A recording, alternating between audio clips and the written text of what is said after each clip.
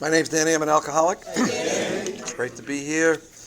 And thank Kenny and the group for having me for the 4-week period. It was great for me because it does, whenever you're going to be in a position where you're going to be talking about things, steps, and hopefully will help some newcomer along the way, it does cause you to then brush up a little bit and actually dust off the book. So it's very good for me. But I mean, it's very important. Today we're going to really talk about 10, 11, and 12, which really is the maintenance part of the lifetime journey of just living what we've already learned through the first, actually through pretty much 4 through 9, and just practice that. It's a lifetime journey. I mean, obviously, just quickly, to get here, number one, you first have to acknowledge your own story, that you've become powerless, and that left in that condition, you'll be unable to stop on your own. And sometimes that is a difficult decision to make. We make a lot of bargains and try to figure our way through that. We need to then, hopefully, if you've had enough and been beaten enough, become willing to believe that there is a power that you don't have yet that you need to find. Become willing to find that power, make that third step prayer in your deepest innermost heart. Go about the fourth step, which is really just kind of finding out what it is in you that is blocking you from that power. And there's plenty of, there's a guide to do that. The real key is that you actually uncover what it is that's blocking you, that you're willing to speak to somebody else in the fifth step about that. Hopefully around this point, you're actually starting to recognize that there's things about you that you need to change if you really want to find that power. So you'll, in 6 and 7, where you actually become willing to change that person that you've uncovered and realize that you do need a power to help you, and humbly ask that power to be open-minded that, God will remove those defects, or certainly bring them to your forefront so that you will know enough not to act on them. And then go about the process of the list of who we need to make the amends on in the 8th step, and then actually do it. And make those amends, which is sometimes a lifetime journey, because as we go on in this program, certain things could come to our consciousness that we might have forgotten. And if it does, it usually becomes like a little very annoying to us, and we need to rectify that. So that's why, we do the best we can with that and then deal with that on a lifetime basis. And pretty much if you have followed that process, and I recommend any newcomer, you need to do the process in that order, because at that particular point, there is no question that you will actually sense that you've entered into the world of the Spirit, and you will start seeing things differently. This is where the miracle starts occurring, which is a change in perception. If we've really done our homework, we understand that this is a disease that centers in our minds. So we really need to have a good brainwashing and change our thought process to align our thoughts with God's will. Get conscious thought into our hearts where God resides. And I don't shy away from saying that, because that's what the book tells us. And for me, it was 25 years ago when I embarked on this process, and it has changed my life completely. I still have that enthusiasm for the program, and I do believe enthusiasm is a very key essential to staying sober. For me, it was. Because really, when you're enthusiastic, you're calling upon that spirit that's within you. And I do believe what happens when this process starts unfolding, that a God will awaken, or a spirit, or a universe, whatever you want to call it, will start awakening within you, and will start whispering or talking, the still small voice within you will start guiding you. Now, each one of our voices is different, okay? Now, just hopefully I don't hear Danny's voice sometimes. That might come in and think I'm right. But if we filter it through through love, we pretty much will be in God's will. So again, that's your call. Nobody can tell you that, but God does speak to all of us a little bit differently. So that's why this is not a religious program. It's a spiritual program, and it's important to understand that. But everybody, I believe, has that inner God, child, universe within you, and you need to uncover how do you block it. So then we wind up in 10, 11, and 12, which is today's discussion, is how do I stay awake? Okay? Because I've been awakened now. I've had an actual spiritual experience, not spiritual knowledge. Okay? Something has happened to me that has actually revolutionized my life. Okay? I see things differently. I don't want to be that person anymore. But I could fall asleep again. And over the years, I've seen many people who I thought were awakened and were awakened that have fell asleep and have bought in again to the thing that they were in charge and have picked up again. And we must never forget that to pick up is to die. For me. It's your story, so you know what it is. If I pick up, all hell's breaking loose. There's no question about it. I'm not a social drinker. The only social drinking I did is they said when, I'll have another, and I would say, so shall I. That was about it. Or Nancy Reagan, when she said, just say no, whenever the bartender said, have you had enough, I'd say no. Okay? And that's where I was at. So there was never enough for me. So, and I have no illusions that that's going to change. And I don't care if they invent something that says it will change. It doesn't matter to me anymore. My experience, my first step experience says to me, I can't drink or drug safely anymore, period. And the beauty of it is, which you learn in the 12 step, this is about the joy of living. Because I've embarked on that, I have an unbelievable life today. I do everything that I don't need a drink to do. I could dance, not all that well, but I can dance. I can go to concerts. I can play sports. I can read books. I can help other people. I could take a class. I can do whatever I want because I'm free.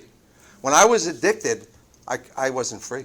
I couldn't do anything. I could just go and follow the demons, and that's all I could. So it's about getting free. And so now I need to embark on I call it discipline. I need to put some discipline in my life that's going to enable me to stay free. And that's where 10 and 11 comes in. I always think a big word for me is pause. Pause is a very, very important thing.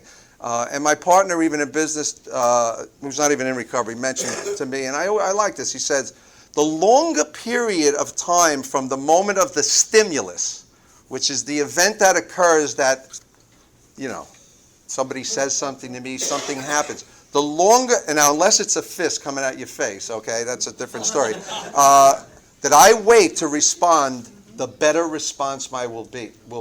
And I always remember that. So I need to pause when people, because look, it's easy to be holy on a mountaintop. Problem with this world is the people, okay? There's no question about that. And they step on our toes. There's just no question about it. So I need to pause when I get in front of somebody. And sometimes when I'm doing my inventory at night, I might find out that I was the person that was actually doing the toe stepping, that I was acting out. Because let's not be naive enough. We don't become saints, okay? Life isn't where I don't say anything inappropriate, or I don't do anything that I shouldn't do, or I don't kind of slip into a white lie, or I don't justify my actions. I had a situation last week. I'm an owner in a company. I have some partners, and the partner had told me, we have different offices, and he had told me, don't let the secretary, it was July 3rd, don't let the receptionist go home until we all say all the officers are going home at the same time. And so what happened was, it was like 3 o'clock today, I hadn't heard from him, and it was dead, blah, blah, blah. And I let my girls go home. So I just made a decision, let them go home. They asked me, I said, go home. The thought of checking with him didn't check in at all. So sure enough, I'm home, and there's his phone call like 20 minutes after 3. And I'm like, I know exactly why he's calling. So, and I listened to his message, and he wasn't happy. He was a little bit, telling me, I told you not to do that. You made me look bad, blah, blah, blah, blah, blah. And right away, I was like, justification. What do I have to wait for you for? Okay? And this started going through my head. And I was uncomfortable sitting in my apartment. This was like going through my head. And I must admit, I was playing with the justification. And finally I said, you know what? You're wrong. He asked you not to do that, and you just did that on your own. You're wrong. And I wouldn't be free until I did something about it. So I took the coward's way first, okay, and sent them an email. Sent them an email. I'm sorry, blah, blah, blah, boom. And I'm like, I'm done. No. My inner spirit said, you're not done. You're not done. I'm trying to now say, oh, you did the program. Okay. Now this is the day after I spoke here. Okay. So, okay. So, and then sure enough, I had to call him. And you know what? After that, I was free. And I said, I'm sorry, blah, blah, blah. I try to throw in a little justification because I'm human. But maybe next time call me earlier, this and that. So, and the bottom line is, you know what? I was free. Now, I had to call upon my inner spirit, a God within, to help me get to that place. Because left to my own devices, I'm justifying this. You know what? What do I need him to tell me what to do? Okay, and this game played in my head. But you know what? The most important thing to me in life is not money. Okay, now I've been broke and I've had money. Having money's better. There's no question about it. And I had nothing when I came in here. I was minus. When you live in the streets, as anybody was here for my first step story, you just don't have any money when you're coming out of Graymore. In fact, you're usually in a minus position. So, and I have been very successful over the years because of what I've learned in AA and keeping myself free. But peace in my heart is my number one goal. When I'm peaceful, the world is unbelievable. It just is such a better place. And I need to be at peace with everybody. My relationships need to be good. And I have to work on that on a daily basis. And the way I do that is when we incorporate what we learn through 4 through 9, which is taking an inventory, talking to somebody about it, admitting when we're wrong, don't want to do that behavior anymore, and making amends when process. That is the whole process in a nutshell that keeps you free. So as quickly as I can get to that, the better off I'm going to be. So in every walk of life, every day, we interact with a lot of people. And I'm hoping I can get through the day where I don't hurt anybody and nobody annoys me enough where I will be carrying, resentments and this and that and stuff, because then I'm not free. And so how do I do that? So I know for me, the book clearly talks about we can seek other. So I'm going to tell you right now, the big book is the most important. Those people who picked up that book will be of no value unless you open it, read it, and do what it says. Okay? Other than that, it's just words on a page. And there's a reason what's in that book is to get yourself to a place where that you will have a spiritual experience. Okay? And that will set you free. So I needed to incorporate. Now, it clearly states in the 10th. Now, the 10th step and 11th step in the big book is only 4 pages. So it's not a big, long read. So, but it does give us a lot of insight of what to do. I need to double check myself to make sure I'm not being dishonest, I'm not being self-centered, I'm not being resentful, I'm not living in fear on a constant basis. And I will tell you, if you've done a really good 4 through 9, it's like coming out of the dentist after you had your teeth cleaned. You're clean, you're fresh. And now the job is, how do I stay that way? And that's a daily reprieve based on my spiritual condition. So for me, I'm a bit of a fanatic. I told you I like to read. So I embarked on an unbelievable mission to learn all about life. I learned nothing in school all my life, okay? Nothing other than I had to go, okay? And I wanted to pass. So, 3 years of Spanish, I could say como se llama. Okay, that's what I could say. Yeah. I had a Spanish-speaking teacher in the 3rd year.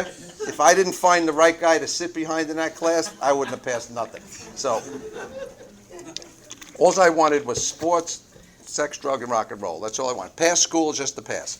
But now I decided, you know what? I was 35 years old at the time. It's time to really actually try to find something out about life. And I embarked on a lot of reading, so I'm just passing it on to you. And I found that we have a disease that centers in our minds, and that there is a tremendous, Bill Wilson and all of them talked about Oswald Chambers, Emmett Fox, all of these guys. So I started reading that material, and I found that all of that stuff is exactly the process that we need to occur. That I need to change my thought pattern.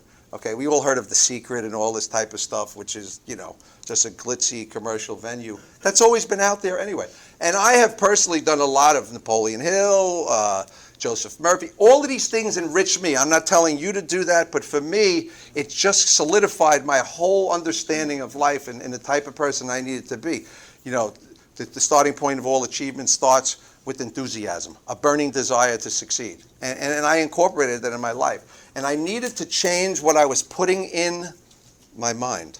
okay? Instead of waking up, CNN, constant negative news, okay? Fox News, the O'Reilly debates, which sometimes I find myself getting back into them, and I know that's a bad thing. But I needed to stop that. I even stopped listening to rock and roll music when I first came in here because there was a big trigger for me, okay?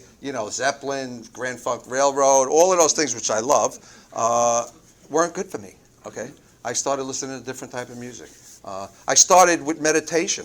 I started reading things called the centering prayer, how I could center myself. I used to wake up a half hour before I normally would wake up, and I would take some sort of reading material, whether it was a Daily Reflections, 24-hour-a-day book. I would light a candle, I would read a little passage, and I would sit for, if I could do 5 minutes when I started, that was a lot, okay, get fidgety. And I learned, don't worry about what you're feeling and anxious, just do it, and go about your business. And you know what?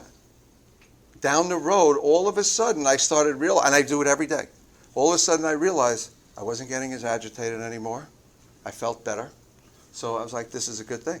So this is what I've done. And I have been involved in meditation for many, many years. Some of us know I used to run a meditation class in my house for 3 years, every Monday night, listening to various things, Kelly Howell, this and that, all these things that I enjoy. So I love it. So there's tremendous power in that, okay? Now, if you're brand new here, and this is about beginners too, don't get so lost in that. Just stay in the book and follow the instructions in the book in the beginning and get a sponsor and work with your sponsor and do that. But eventually, when you become free, it's up to you what you want to do. And again, your awakening will guide you, okay, what you want to do. So I found meditation and all that stuff were essential for me, that I needed to be focused every day. And the more that I did that, the better I was in tune with the Spirit, and I lived a better life.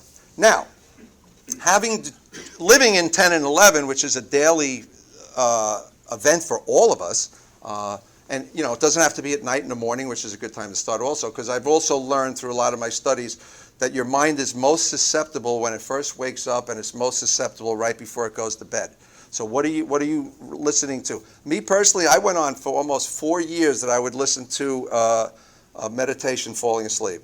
And I would never make it past 5 minutes, but it would still be talking in my head, and it helped me a great deal. But now, when that's working, okay, I have a charge, okay? I have a calling. I need to pass this on. And that's the 12th step. The book has got a whole chapter on working with others. I would probably rewrite it a little bit myself, but that's okay. I was told just shut up and read it. But there's a lot of things in there that they give you a lot of practical ways to help other people and things to do.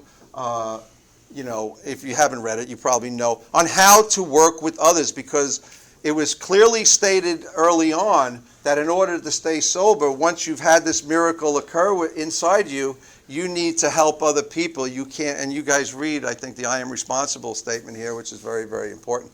I need to work with other people in order to stay sober.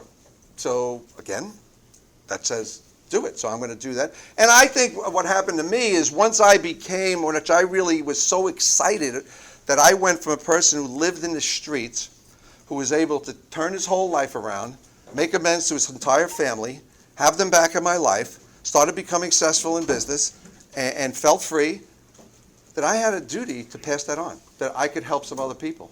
And that's why I still do service today, is to share that we have a message of hope to the newcomer, that as far down as you go. I always remember when I was up in Graymore, this guy was coming in, and I felt the lowest you could possibly feel as a human being when I was in Graymore. Such a loser, okay? Despair, despondent. How the hell did I wind up here? Hadn't seen my children in a year, had no place to live, couldn't feed myself, couldn't clothe myself. How did this happen to me? Destroyed. Guy came in and said, I bet you feel like a loser. Yeah, I felt like, and I'm a sports guy, so I felt like a real loser. He said, you're not a loser. You're just losing today. Then if you get on the AA team and follow this program, your life will turn around. And you know what? I've bought in. I believe that. And that's the message we send to anybody here. Whether you're brand new or in the midst of a struggle, which we all have, that you could turn your life around at any given time. Because it's all centers in our minds. So what am I feeding myself? So whenever I'm agitated, I try to pause. Okay, what have I been thinking about? Okay, and if I can't come up with thinking, then I usually say, well, what I have ingested lately. Did I just have like 3 cafe lattes like Kramer did? And am I a little bit agitated from food, which can happen? Okay, and I stop. I pause, and I try to remember, what am I putting into the computer? What am I doing? And if I'm agitated because some unresolved argument or issue with a child or something else needs to be resolved, I try to resolve it as fast as I can because I want to be free. And then I need to help other people, and I think we all have a responsibility. There's many ways to do that in today's AA. I mean, having commitments. You should sponsor people and take them through the book. It's a good way.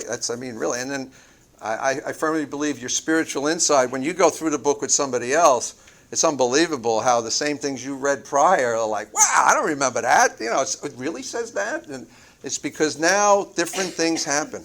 Or I can reread a book I already read at one time, and I hear it differently. Because I am a true believer that there is a real spirit of the universe that is alive in you, and that talks to you today.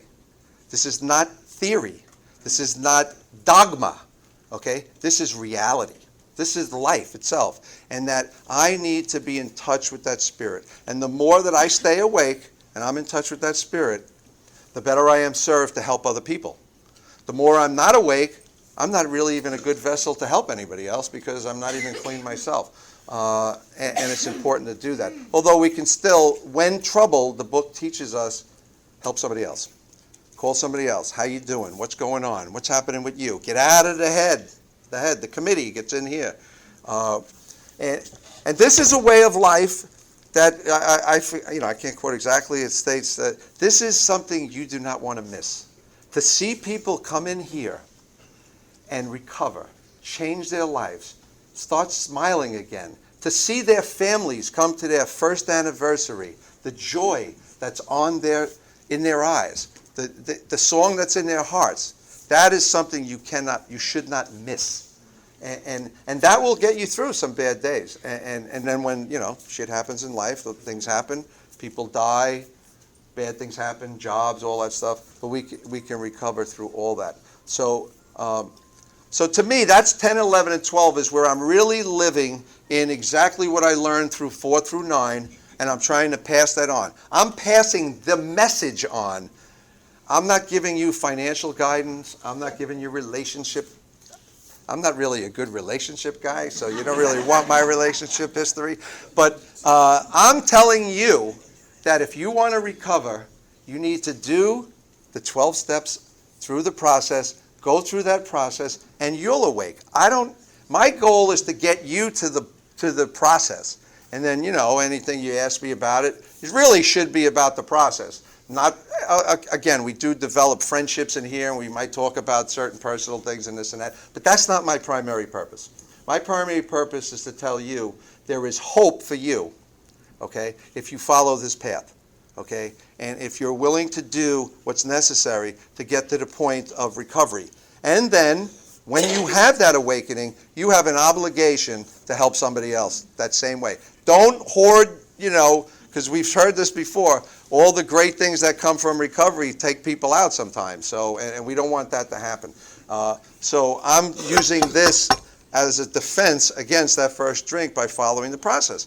And if you read all the other books, that's what they tell you. And there's a wealth of other great stuff to help us through this journey. So I'm blessed. I'm still in. I still have a burning desire to stay sober. I love life. And I'm just really pleased that you guys gave me an opportunity to come here. Thanks a lot.